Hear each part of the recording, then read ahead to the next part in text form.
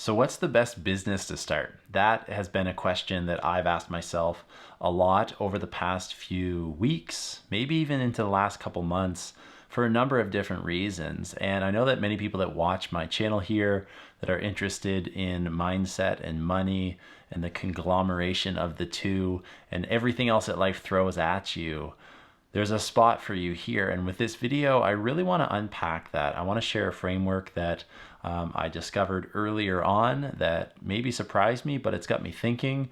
And I just want to put it out there to see what you think. If this framework is something that you would use to decide whether or not a business option or opportunity is something that you're going to pursue.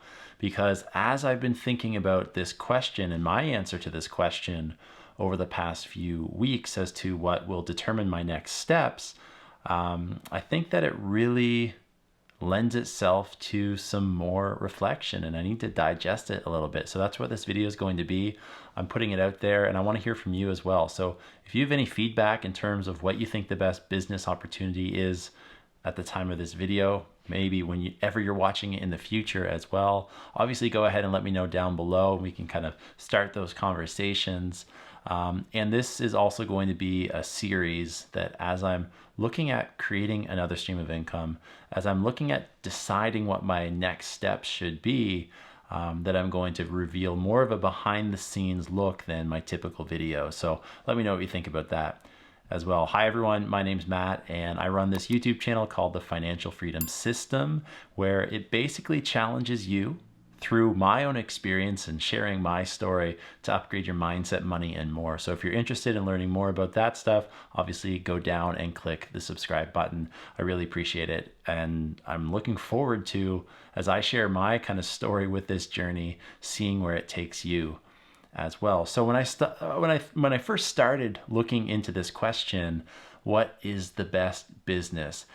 I kind of got lost because you do a quick Google search, even the title of this video, you jump in here and you're probably thinking for me to list the exact 1, 2, 3 best businesses in the year that you're watching this video in, right? And that's not the reality. There's so many ways to determine whether or not a business is good or bad and whether or not you should pursue it, because there are hundreds of good businesses out there, and I wouldn't be successful if I was pursuing them for a number of different reasons. And I have a lot of different ways to think about this question. You know that I talk about the 3 V's that I have in my life: my values, my vision, and my vehicle, how I'm going to make those things come about.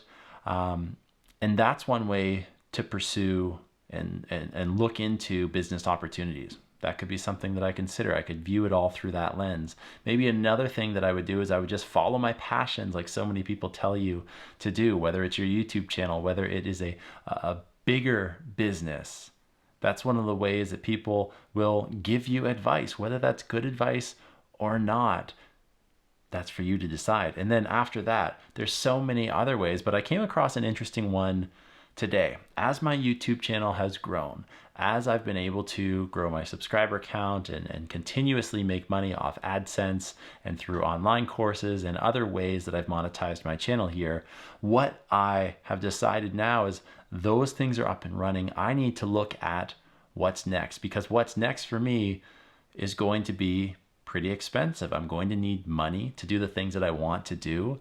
I just know in the next couple of years, I'm going to have a lot of important things that are happening in my life that I need to make sure that I can take advantage of and show up fully for those. One of the key pieces there is obviously finances, and I want to make sure that I'm ready and being proactive rather than reactive when those times come up. So there is a lot of responsibility with this decision that I'm making. So that kind of puts me into the idea of I delegate income streams. So for me, my YouTube channel pays for the car and the vehicle that I have, which is nothing fancy, but it gets my regular car payments done. And then I also use it to do things like invest whatever's left over, or I can also use it to buy equipment like this brand new lens that I'm staring into right now, recording this video that just came in a few days ago. It helps the channel here. I reinvest everything. And obviously I consider those things, with the exception of a car, if you've seen other videos here on my channel, assets, things that are going to put money into my pocket and really give me a return on the investments that I make. So that basically, long story short, I'm creating another income stream for these important things that I have in my life that are going to be coming up in the future, right? So I decided to really go deep, and I want to share the behind the scenes look with this series, let's say, with a series of videos that I am really not scripting. I'm not planning anything. I am more showing you a behind the scenes look.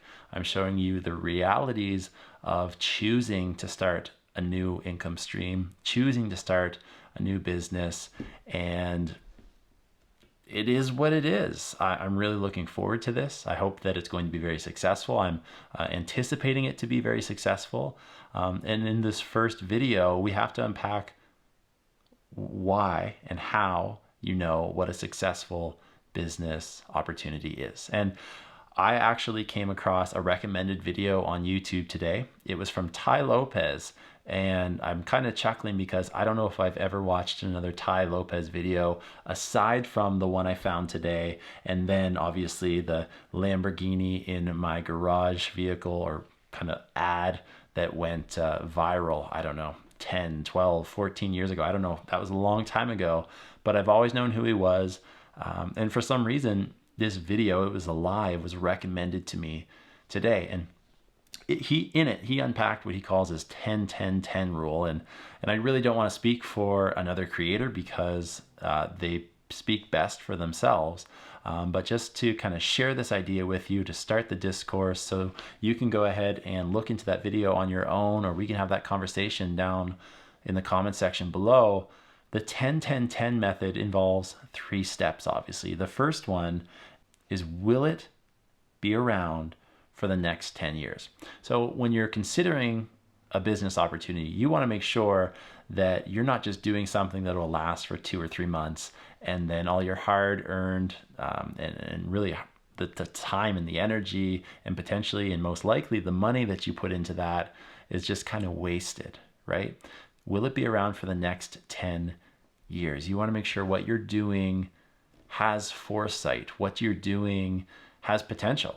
And that's a really important thing when you're doing that, because there are so many people that will start a business and it will fizzle out after 2 or 3 years, whether that's their fault or whether that's just the market's fault, right? You need to determine that stuff and do some at least forward thinking before you choose what business you're going to start. That's the first 10.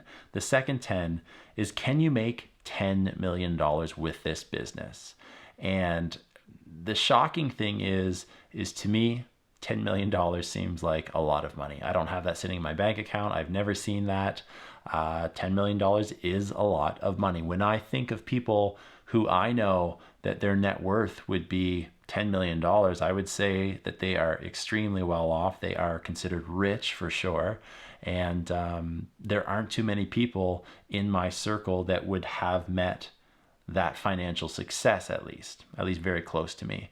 And so with that $10 million, is the business opportunity that you're creating going to make, or has the potential to make, you $10 million? And over 10 years, that's just $1 million a year.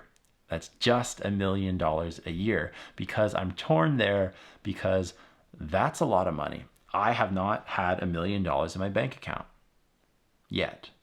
And the exciting thing for me is I see over the course of the past few years what I've done. I'm well on my way to having that, if that's a goal that I choose to pursue. And obviously it is, as I'm looking at creating financial freedom. But with that $1 million, there's also the things that the beliefs and the limiting beliefs, I should say, that come up that make things look and feel like that is impossible. But the reality is, I think you can almost make $1 million a year doing whatever you want in the world that we live in today, because there are people that make cat videos as digital creators and they pull in that money. There are people that do that through affiliate marketing, and they sell products that other people have designed or services that other people have created. They don't even have to make that themselves. And as a result of basically connecting the person or the client that is interested in that product or service to the person selling it, they make a commission. And there are so many people that are pulling in $1 million a year doing affiliate marketing, at least the successful ones. And there are many everyday people, at least at one time, didn't know and didn't have the skills that they needed to achieve those things, and now they are making $1 million doing that. And there are so many different ways that you can make that money.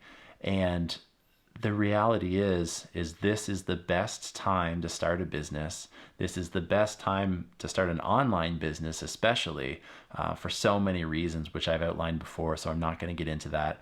But whether it's a brick and mortar, whether it's a product, whether it's a service, whether it's an online business, there is so much potential out there to make $10 million over 10 years doing whatever you want to. And there are some times that I'll see videos and I will see how people are making money, and I'm like, they're making that much money doing that? It's like the most obscure thing that you could possibly think there wouldn't be a market for or people wouldn't be interested in.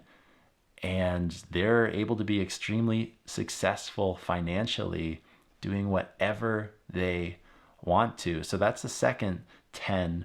And the third 10 is basically, it should be easy. In the overall scheme of things, it should be like a 10 out of 100 level of difficulty, Tai says. And with that got me thinking, because last summer I was in Halifax, Nova Scotia, and I saw this giant yacht. It was like a 100-meter yacht that was there. The cost of the thing would have been multiple millions of dollars. It was just parked up in the harbor, and we walked by. I Googled the name of the yacht to see who owned it, and it was basically, I'm pretty sure it was the guy that that created like forklifts. Some company of forklifts, something that everybody uses, that everybody's going to need. And once that's set up and once that runs, I mean, we've been using forklifts for decades. I'm not sure the exact history of a forklift, but whether you're in a factory, whether you're in a store, whether you're somewhere else, there are so many uses for forklifts. And it seems like such a simple thing that people can do. And once kind of the initial product is developed, it can be replicated, and it can be replicated not just in one specific area, but all over countries, all over continents, and all over the entire world. So that's just an example of something that is really easy. I don't know how many manufacturers of forklifts there are in the world, but I'd be willing to say that there aren't that many compared to if you're looking at how many clothing companies there are and trying to start a successful clothing company up and coming. It seems easy in the overall scheme of things. And obviously the people that have done that and grown those businesses to be extremely successful, deserve that 100%. But when you're looking at what your business is, it should be easy. 10 out of 100 level difficulty. That way you can replicate it. That way you can do it time and time again. And those are three kind of steps that Tai Lopez, I guess, has introduced to me that I've been thinking about. Just to review them again, will it last for the next 10 years? Can you make $10 million with it? And it should be easy, a 10 out of 100 level difficulty. And as I look at what my next steps should be, I thought I had a business figured out, what I wanted that next income stream to be. And I'm going to reveal it here in a future video. Go ahead and drop your guesses down below what that video and what that topic is going to be, what that income stream is going to be. But I'm really excited because as I've been introduced to this framework of thinking, the 10-10-10 framework, I think my business checks out, and that's really exciting for me because yes, I know that in the next 10 years, my business that I've kind of selected, I'm just finalizing a few things, really will, no doubt in my mind, be here for the next 10 years. And in fact, it's only going to grow and become more and more of an accepted thing and more of a thing that everybody does, and I'm really excited for that. The second thing, can you make $10 million with it? That's $1 million a year over 10 years. The answer is yes. If you do it and you scale it up, it is totally possible, which is really exciting because there's a lot of people that would deem that a success or a financial success. So if that's your goal, go after it. And then the third one there is obviously, is it easy? Is it a 10 out of 100 level difficulty? And I think that once you figure out the basic level skills, obviously whatever you choose to do, you're going to have to work hard. Obviously, there's no career path or there's no income stream that people are going to make and just start and then overnight they're going to be making it millions of dollars every single month, right? That's not going to happen. And if it does, it's just a fluke. That's just how it is. You've got to accept that. And you can't think that you're going to be the exception to that rule. It's like winning the lottery, right? That doesn't happen for people. You should put the time in, you should put the energy in, you should put the money into really learning from the best resources, hiring coaches, hiring mentors, doing all of those different things so that as you kind of build up the skills that you need, it becomes easy. It becomes something that potentially you can make passive income from, right? Passive income kind of is a myth because just like I said before, you're never just going to start something and you're going to start making money from it perfectly forever and ever and ever, day after day, month after month, year after year, right? Passive income, if I look at my online courses that I've created, for an example, there's a time period, whether it's days, whether it's weeks, whether it's months, and sometimes longer than that, that you need to invest a lot of work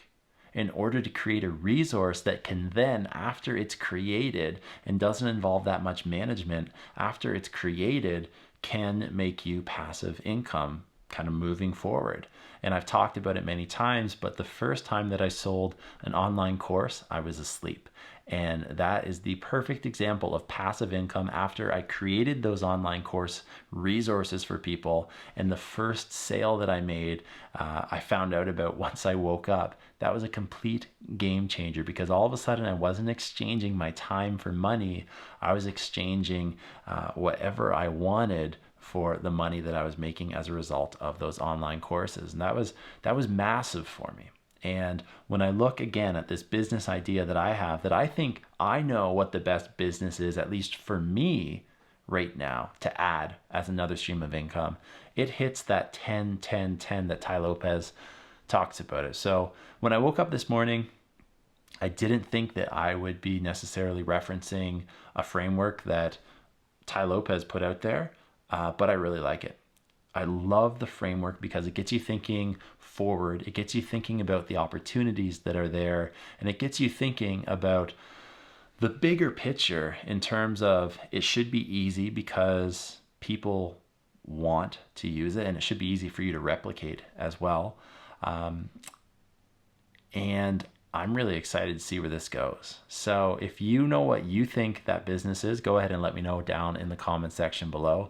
If you think you have an opinion on maybe not what I think, but what you believe the best business is according to that framework, or another framework that you have, another thought that you have, another prediction about what's to come that you have, go ahead and let me know down in the comments below. Obviously, you can check out the video description for my coaching and the subscribe buttons there if you want to follow along as I jump into this series. So thanks. I'll see you next time.